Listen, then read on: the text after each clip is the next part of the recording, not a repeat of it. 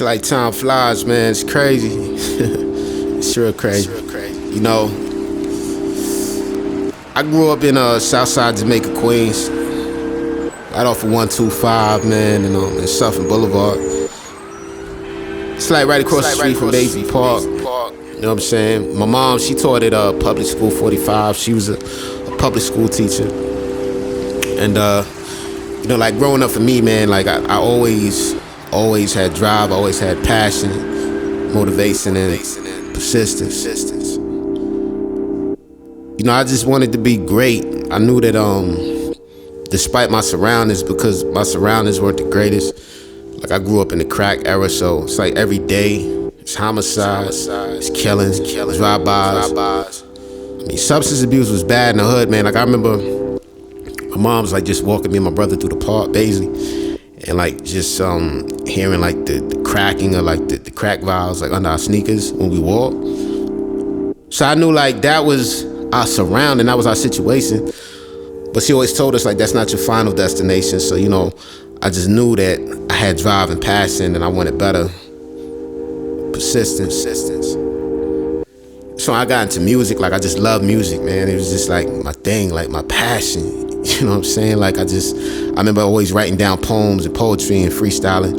And then you know, as time passed, like, you know, just kind of got into it even more. Like my man JD, like started recording with him and it's his little home studio setup, and just started putting in a lot of work till, you know, time passed and the buzz got greater, you know, and I'm just doing all kinds of things, man. But you know, even though like a lot of progress happened, you know, I always had persistence, but there was resistance that came with that as well, that I had to overcome, you know what I'm saying? And things was like far from perfect, man.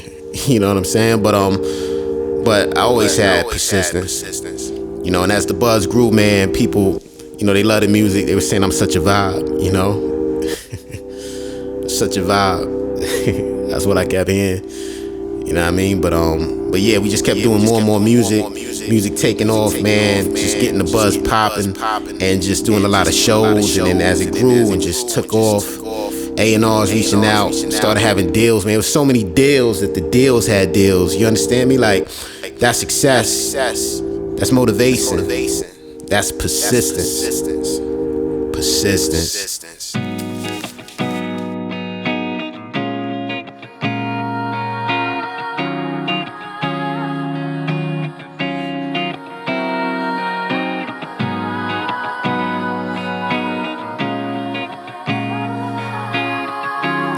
Listen, man, we living life.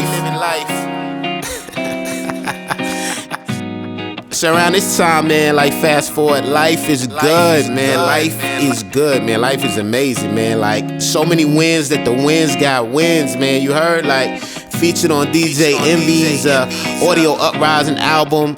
Then I did a song for Nick Cannon's project. I'm ghostwriting, I'm doing all kind of things, man. Getting radio play. I'm living it up, man. Matter of fact, man, we was popping champagne for the pain. Pop that.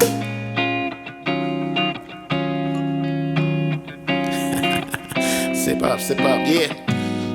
And I had my weekly series, Manic Monday, so I'm killing the game. It's like every week putting out an original song, you know. Winning so much, man, you know what I'm saying? Like, I bought my first BMW, man. I love that car, man. Smoke great, all hip-hop, okay player, DJ booth, 2 dope boys. It's worldwide, I mean, they were saying all the time, man, I'm such a vibe.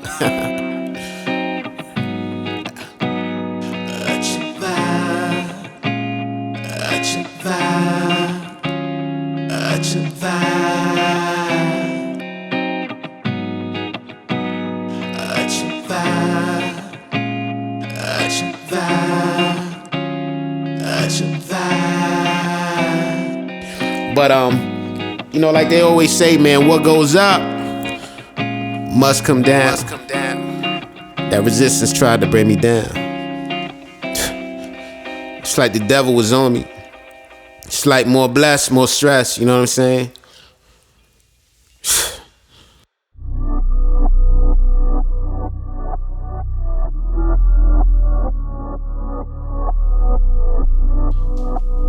So it's like at this time, you know what I'm saying, like my music career is like doing amazing. Like ghostwriting for a lot of people, everything's great, but my personal life behind closed doors is fucked up.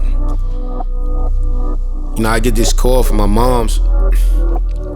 She tells me come to the crib, so I drive to Queens, 125, Suffolk. I pull up, and you know, she's sitting at the table. And she said she has something to tell me, so I said okay. You know, and we're sitting there, and she tells me she has cancer.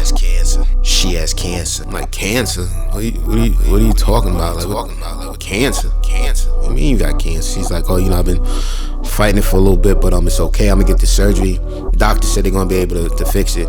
So she went for the surgery. They took out the cancer. They removed it. It was like the size of a tennis ball. And you know, everything was all right for a while. You know, chemo, radiation, yada yada yada. But then as time progressed, the cancer came back with a vengeance. And more doctor's visits, more chemo, more radiation, and it got to the point where eventually it became too aggressive. So I remember it like it was yesterday. Like I had to go down to the hospital in the city, and you know, I'm there with her, and I just see her fading, and I'm kind of like, you know, what the fuck is going on, man? Like I kind of felt like, you know, she'd be able to beat it, but she didn't beat it.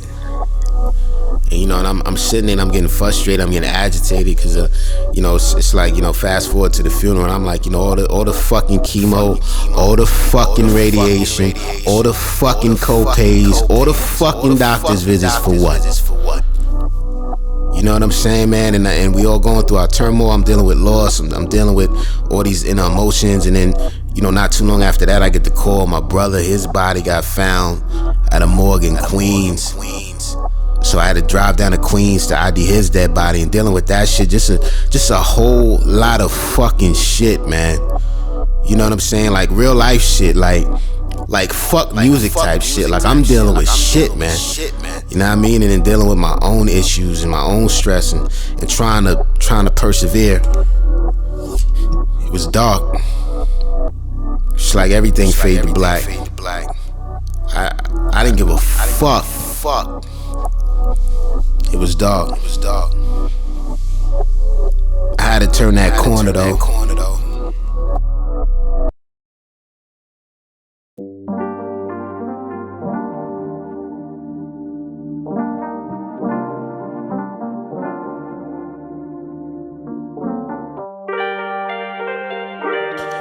You know, life is funny, man, because you know, I went through what I went through, and a lot of time transpired, and I was just trying to figure things out. And you know, there's a saying, you know, you can choose your actions, but you can't choose your consequences. And I made a conscious decision to focus on just addressing all the trauma, or the pain, or the things that I've been through. You know, a lot of times in the hood, we don't address things, you know, but a lot of us got a lot of hurt, a lot of loss, a lot of pain. And you know what I chose to do? Because I know, you know what I'm saying, like, in my mom's memory and my brother's memory, like, they loved music, they loved it, you know, and I just remember her, like, playing, you know, Jackson 5, Stevie Wonder records in the crib, you know.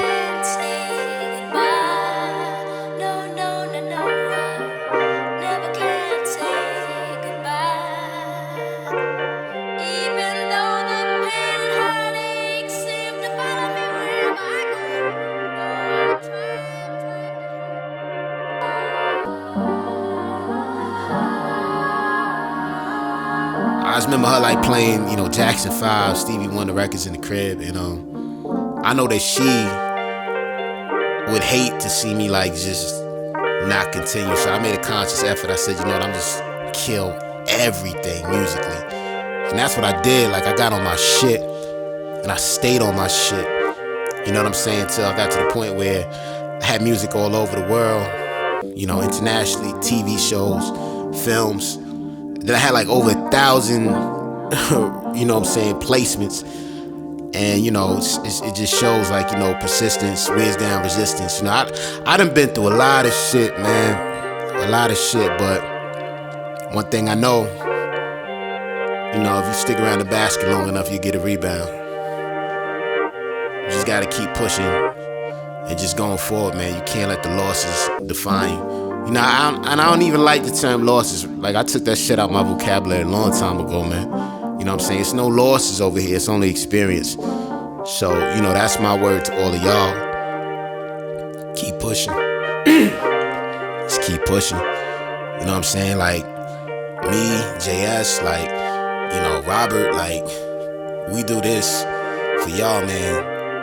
We want to see y'all win, and you will win.